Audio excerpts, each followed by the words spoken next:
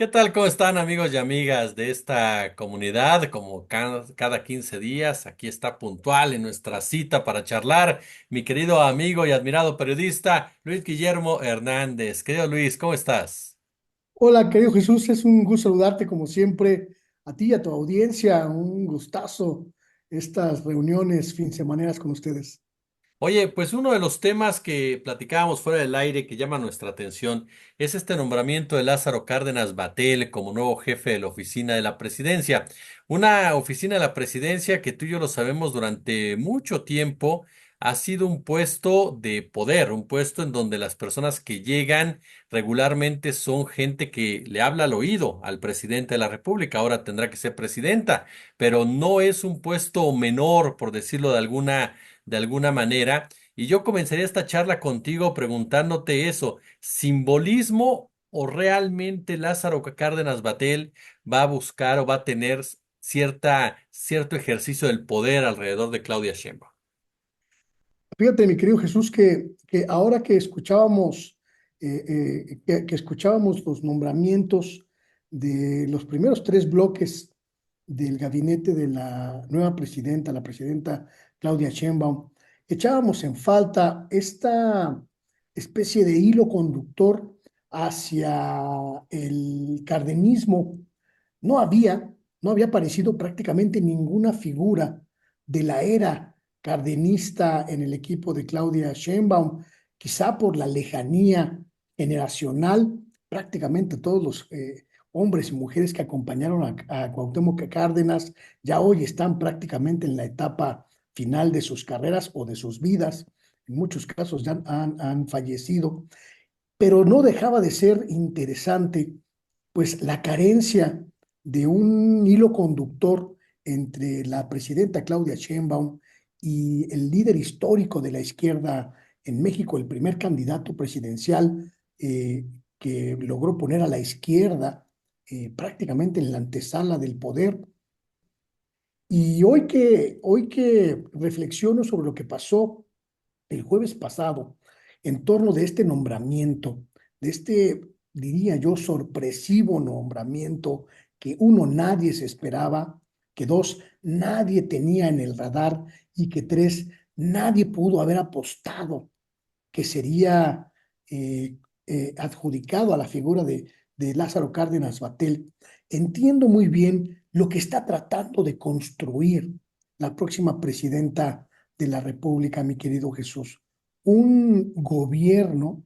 que incluya a todas las expresiones de la izquierda mexicana de antes y de hoy, que las logre amalgamar en un poderoso conglomerado de fuerzas, pero también de ideologías, y que también le permita a ella tener un margen de maniobra amplio, contando con sus alianzas más tradicionales, las más ancestrales, las más añejas, y también construyendo con los nuevos sectores progresistas, ya no necesariamente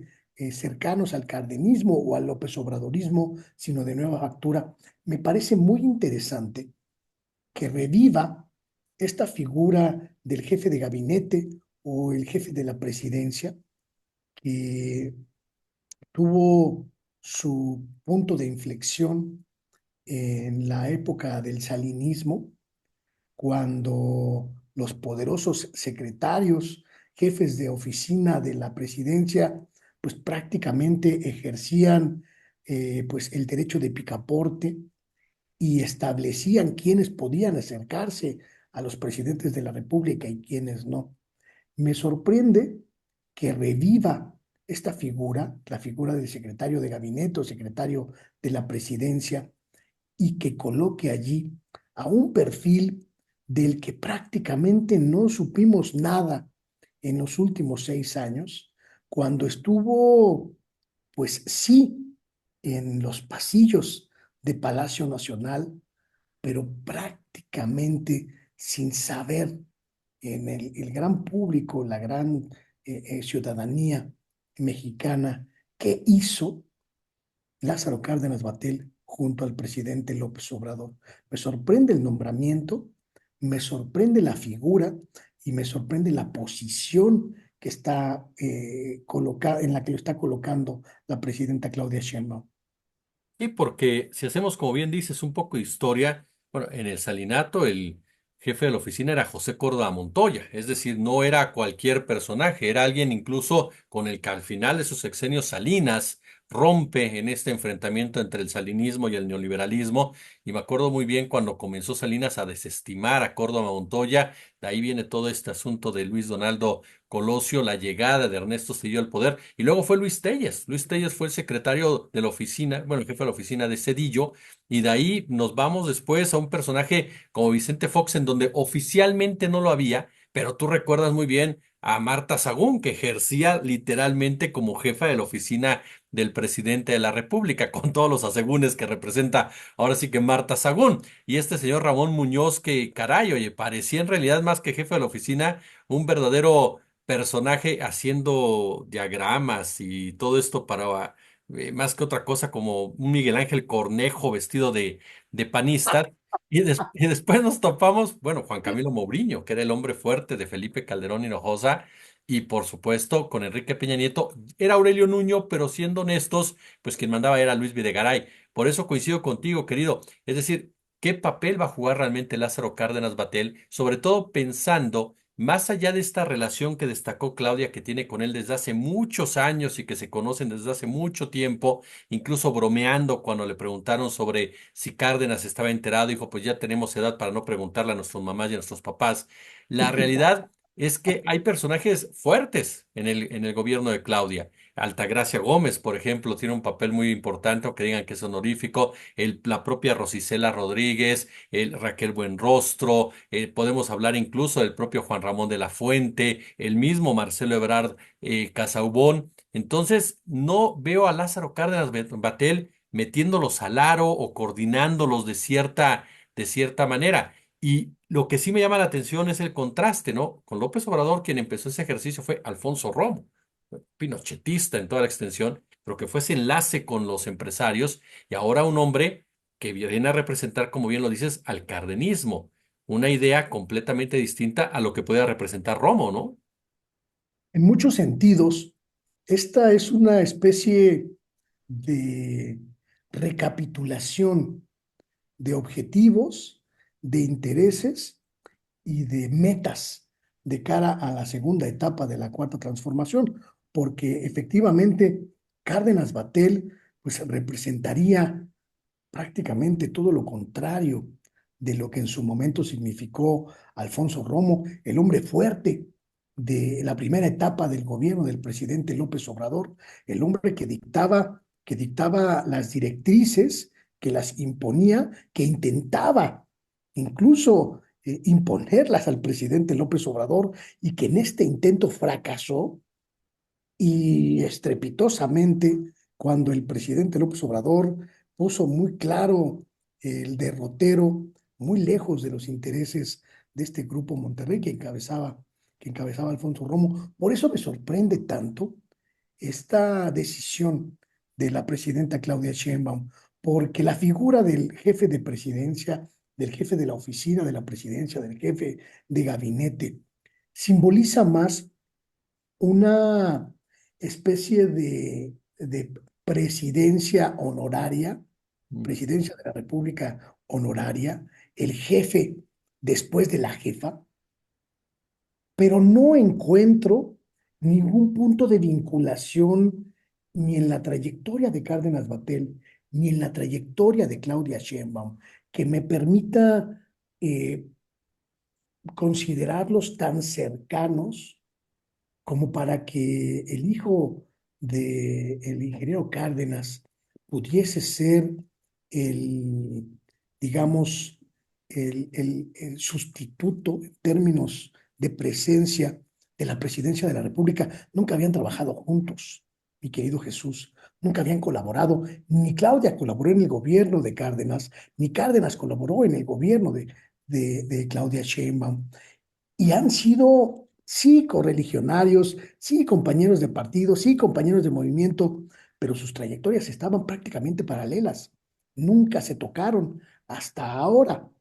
Por eso creo que más que una figura de poder, como pudo ser Juan Camilo Mourinho en su momento, o este que bien recuerdas, Ramón Muñoz, el artífice de la reingeniería del gobierno y el responsable de los headhunters con los Sí, que caray. apareció en su momento Vicente Fox, creo que va a ser mucho más un operador en términos programáticos, como lo dijo hoy, como lo dijo, perdón, la eh, presidenta en su anuncio, una especie de supervisor en jefe de las grandes obras, principalmente de infraestructura, que se van a llevar a cabo en el sexenio de Claudia Sheinbaum, que un operador político, que un coordinador político de gabinete, que una especie de jefe de todos o de jefe de grupo en este sentido, o de prefecto en este sentido. Además, hay un asunto que me parece sumamente importante. Con López Obrador, la figura de Cárdenas Batel fue prácticamente simbólica. No operó en términos políticos, tenía ahí adelante de él a Julio Scherer Ibarra, en su momento estaba también César Yáñez, quienes realmente sí tenían una correa de transmisión directa con el presidente de la República, pero además, al final del sexenio de López Obrador, Cárdenas Batel prácticamente fue lanzado a la arena internacional, creándole un cargo que no supimos exactamente si se trataba de que lo estaban candidateando para la CEPAL o lo estaban mandando de vacaciones al extranjero para que cerrara el sexenio de manera relajada, pero nunca tomando decisiones, nunca estando en el epicentro del gobierno del presidente López Obrador, donde antes que él había demasiados para que fuese importante. Sí, a mí fíjate que me lleva a pensar, ahorita que te escucho con mucha atención, que es esta postura de Sheinbaum de lograr un diálogo con todas las corrientes, ¿no crees? De unificarlos, en pocas palabras, de tratar de darle a cada una algo dentro del equipo. El caso concreto de Cárdenas Batel, pues tiene que ver la reunión, por supuesto, que sostuvo con el ingeniero Cuauhtémoc Cárdenas, desde mi punto de vista. Y lo que me queda bien claro, querido Luis, es que Sheinbaum intenta también como superar, o al menos es un mensaje que uno puede entender, superar esas diferencias que hubo entre el obradorismo y el cardenismo, y que como tú muy bien señalas, se vino a agudizar a raíz de la salida de Cárdenas Batel, que nunca entendimos bien a bien qué juego tenía como coordinador de asesores, porque muchos de esos asesores, o bien como dices, se acercaban a Scherer, o se acercaban en su momento a Yáñez, o se acercaban al propio Alfonso Romo. Entonces era una especie de salero el señor Lázaro Cárdenas Batel, ¿no? Una especie de hombre que estaba ahí, pero no estaba. Entonces, Exacto. eso le molestó al ingeniero Cárdenas, según se supo, y se va a Lázaro Cárdenas, le lanzan este cargo, y la relación Cárdenas-López Obrador era de hielo completamente. Ahora llega Absoluto. Claudia Sheinbaum, se reúne con Cárdenas, le da un espacio a Lázaro, entonces me da esa impresión como que Claudia está cerrando todos estos hilos, mostrando una enorme capacidad para dialogar y una enorme capacidad para tratar de ceder en algunos puntos. Yo no sé cuánto les va a durar en ese sentido. ¿A qué me refiero? A que Claudia ahorita puede estar cediendo muchos lugares, pero me queda claro que después de los 2 primeros años va a evaluar perfectamente quién le sirve, quién no le sirve y quién le garantiza algo más allá del simbolismo y de la repartición de cuotas que se puede dar, como en cualquier lado, al momento de ir confeccionando un gobierno, ¿no? Tú lo dijiste y lo dijiste impecablemente. Cárdenas Batel fue una especie de funcionario salero en el gobierno del presidente López Obrador, que estaba así en las oficinas centrales, en el corazón del Palacio Nacional, pero sin ninguna participación, sin ninguna capacidad de irrigación de los asuntos más fundamentales. Y creo que de alguna manera en este sexenio que comenzará en octubre, quizá lo veamos mucho más presente, mucho más visible, mucho más mediático, porque seguramente también entra en este juego ya de las figuras, de los liderazgos, de las cabezas de la cuarta transformación que tienen capacidad, que tienen potencial para convertirse en figuras de la baraja hacia 2030. Te lo pongo de esa manera porque no creo, y lo digo sin afanes de adivino ni nada de eso, no creo que este pócar que está consiguiendo la presidenta Claudia Sheinbaum para el arranque de su gobierno le dure mucho más allá del primer año de gobierno, porque son demasiadas figuras de poder, demasiadas figuras de gran relevancia y también hay que decirlo, demasiados egos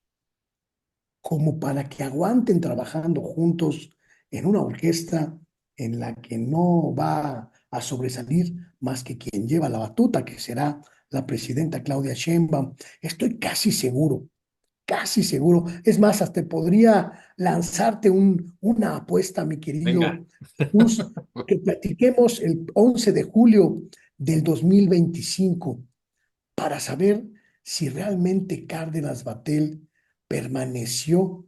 en ese cargo o solo fue una posibilidad de revivirlo pública y mediáticamente para después colocarlo en otra posición mucho más visible, mucho más efectiva de cara al 2030. Creo estoy casi seguro que de eso se trató este nombramiento que anunció el jueves la presidenta Claudia Sheinbaum, de abrir las cartas de la sucesión presidencial con una figura absolutamente representativa que sin embargo prácticamente desapareció en el primer gobierno de la transformación. Sí, yo recuerdo con Lázaro Cárdenas Batel cuando se le llegó a mencionar como posible candidato presidencial cuando estaba ejerciendo como gobernador de Michoacán, donde no le fue bien por diversas razones, y que poco a poco se fue diluyendo precisamente su imagen en toda esa contienda al interior del partido en ese momento de la Revolución Democrática. Claro, teniendo enfrente a Andrés Manuel López Obrador, difícilmente cualquier otro iba a poder aspirar a esa posibilidad. Por ahí fue Marcelo Ebrard el que se puso al frente, ya es con esta famosa encuesta que supuestamente Ebrard se hizo a un lado para que López Obrador contendiera en el 2012. Esa versión de los chuchos que yo cada día la veo que la creo menos, si te soy muy honesto, no, porque de 5 encuestas ganó 3 Andrés Manuel, 2 Ebrard, pues me queda claro que Ebrard no se dio nada, simplemente ganó Andrés Manuel López Obrador. A mí lo que me brincaría es ¿qué tanto peso puede tener Lázaro Cárdenas Batel al interior precisamente de Morena y entre los simpatizantes de Morena para poderlo ver como ese candidato presidencial, como ese jugador que pudiera en un momento dado llegar a ejercer cierta presión sobre otros que sabemos perfectamente qué es lo que suplican y aspiran? Aun y cuando fíjate que me acordé mucho de ti cuando escuché a Claudia Sheinbaum dándole este cargo honorífico a Altagracia Gómez, cuando me decías Ebrard está ahí, pero le van a poner correa. De una u otra manera, Sheinbaum le va a poner una correa. Y le puso una correa llegada de Jalisco, una empresaria perfectamente clara, muy cercana a Sheinbaum. Entonces yo me quedo pensando, Ebrard está acotado en ciertas formas. Monreal está, aunque él no lo quiera ver, está quemadísimo. Adán Augusto, yo no sé si ya llega sin ese espaldarazo a Andrés Manuel, no, pero lo van a intentar. Eso nos queda clarísimo a todos. Entonces, yo no sé si ubicar a Cárdenas Batel en ese grupo de los que quieren, intentarían, pero a lo mejor no les alcanza, o dentro del grupo en donde ya están de una u otra manera sentados a la mesa aquellos que la propia Claudia Sheinbaum empezará a seleccionar como posibles sucesores en un tiempo, incluyendo a la jefa de gobierno, Clara Brugada, que nunca se le puede hacer un lado, ¿no? Sí, yo creo,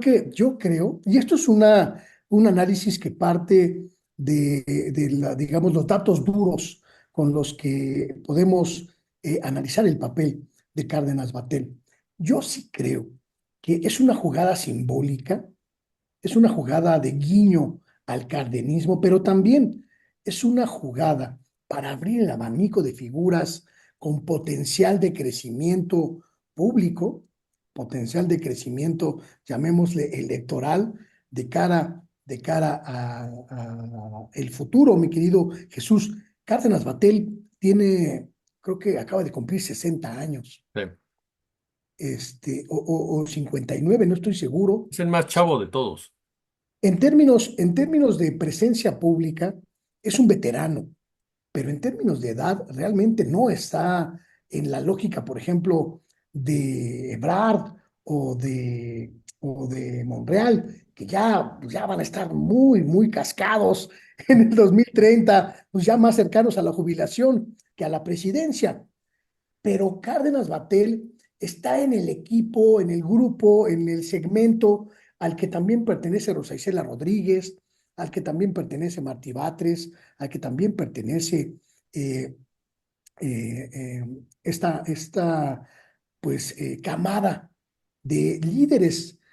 morenistas, como la propia Clara Brugada, que ya son la segunda generación, tercera generación de izquierdistas, pero la primera generación de izquierdistas de cepa.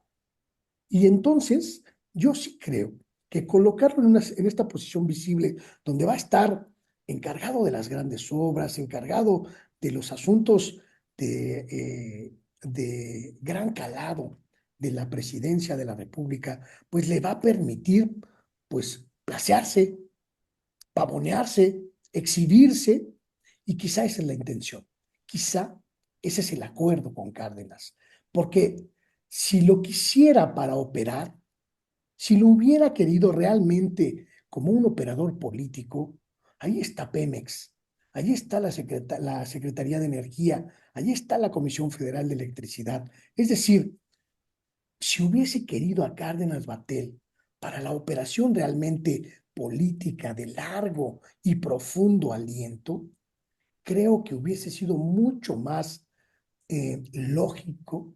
que lo colocara en una cartera donde pudiese operar en términos políticos y en términos técnicos incluso,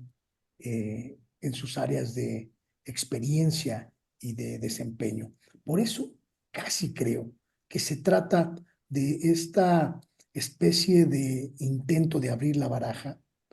donde también vamos a incluir, por supuesto, a otras figuras como los que ya he mencionado, Martí Batres, Rosa Isela Rodríguez, Raquel Buenrostro, que van a estar allí esperando ver si crecen, si se fortalecen, si se consolidan, junto con otros como Rocío Nale, gobernadores como Cuitláhuac García, la propia Clara Brugada, es decir, abriendo el abanico para que Morena tenga la mayor cantidad de cartas que pues potencialmente sean ases para la baraja de los años futuros. Oye, querido Luis, se nos está acabando el tiempo, pero no puedo irme sin preguntarte tu opinión. Luisa María Alcalde, todo parece indicar que va como candidata única a la dirigencia nacional de Morena, y me quedé pensando, por lo que mencionas, esta nueva generación de morenistas, en donde ella ya es de la otra generación, una más nueva, treintañera, en donde está la propia Citlali y otros más, Renata Turrent y demás, quienes no vienen realmente de un partido opositor, quienes se forjaron en Morena como tal y quienes son seguidores a ultranza, digámoslo así, no de forma peyorativa, sino descriptiva, de lo que es el obradorismo como tal. O sea, para ellos Andrés Manuel López Obrador sí representa ese líder con el cual crecieron, mamaron, entendieron cada uno de sus conceptos. ¿Qué te parece, Luisa María Alcalde, como dirigente nacional de Morena, en un momento en el cual la presidencia la trae una mujer de izquierda, la jefatura de gobierno otra mujer de izquierda, y la dirigencia llegaría a alguien muy distinto a Mario Delgado? Me parece, como punto inicial, me parece que cualquier persona, absolutamente cualquier persona que sustituya a Mario Delgado en la presidencia de Morena, lo hará infinitamente mejor que él. Y eso ya es un ganar-ganar, sobre todo para la militancia de las bases, para el gran gran pueblo obradorista, morenista, que se vio desplazado, ninguneado e incluso insultado por el tristemente hoy ponderado presidente del partido. Pero además, creo que Luisa, alcalde, constituye esta sangre joven, pero ya fogueada, que Morena ha ido construyendo desde que nació, allá por el 2011-2012. Y me parece, como bien lo sintetizas, que esta generación de izquierdistas que están en los 30, en los finales de los 20, principios de los 40, es la primera generación de obradoristas. Son los jóvenes de izquierda que se sumaron al movimiento cuando ya Cárdenas había dejado de ser la figura histórica de la izquierda y López Obrador se erigía como el nuevo ideólogo, el nuevo líder, el nuevo conductor del movimiento izquierdista, que ya tienen en sus genes políticos este ADN morenista, este ADN obradorista que se sintetiza en el no robar, no mentir, no traicionar al pueblo, pero que además ya se foguearon en este concepto del partido movimiento que creó, que ideó López Obrador y que construyó a partir de este partido. Me parece también que Luisa Alcalde tiene muchos puntos a su favor, no solo la juventud, sino también la experiencia, prácticamente ha sido de todo, desde que comenzó su carrera política, diputada, secretaria de Estado, líder juvenil, etcétera. Y eso le da una gran capacidad de maniobra y una gran capacidad de liderazgo. Creo también que puede ser muy positivo que una mujer joven, una mujer aguerrida, pero también experimentada, tenga la posibilidad de construir movimiento en la primera presidencia de una mujer en México, porque eso le va a permitir tener una correa de transmisión prácticamente directa y prácticamente permanente con la presidenta de la República. Como negativos, y lo pongo también en este esquema, me parece que Luisa Alcalde está obligada a explicar los alcances de la participación de su padre durante su gestión como secretaria del Trabajo, asunto que nunca quedó aclarado y que nunca quiso nadie explicar y que me parece que podría ser un buen momento para esclarecer. Fuera de eso, me parece un asunto súper positivo y lo he dicho en otros espacios. Qué bueno que Morena aprendió la lección y hoy están trabajando para construir una candidatura de unidad y olvidarse de las rispideces, de las grillas y los puntapiés por abajo de la mesa. Mi querido Luis Guillermo, muchas gracias como siempre por compartir estas charlas aquí en nuestra comunidad, oye. Vamos a guardar esta charla para el 11 de julio de 2025, mi querido Jesús, a ver si le atinamos a esta elucubración, pero yo estoy casi seguro, conociéndote y conociéndome, pues que no vamos a estar muy errados en este análisis y esta perspectiva hacia el futuro. Totalmente, querido amigo. Ahí lo tiene usted, queridos amigos, amigas, las charlas con Luis Guillermo Hernández. Ya lo sabe, como siempre un gusto, como siempre un placer y nos vemos en 15 días.